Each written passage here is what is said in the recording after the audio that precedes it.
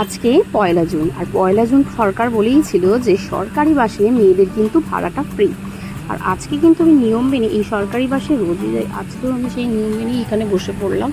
তো যাই হোক, গরম তো প্রচণ্ডই পড়েছে। আর এই দেখো, বসতেই কন্ট্রাক্টর দাদা এসে একটা আমাদের আইডি প্রুফ দেখলো এবং তারপরে একটা জিরো ব্যালেন্সের টিকিট দিয়ে দিল।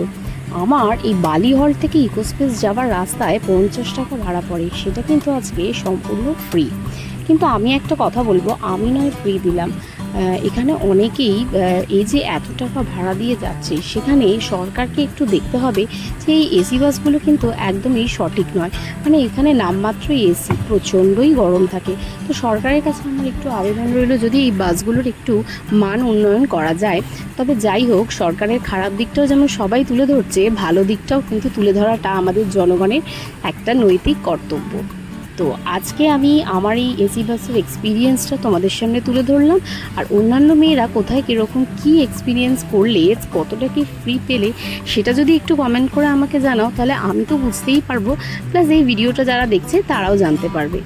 তো ভিডিওটা যদি ভালো লাগে, লাইক এবং শেয়ার এবং কমেন্ট অবশ্যই কিছু না কিছু করেছে।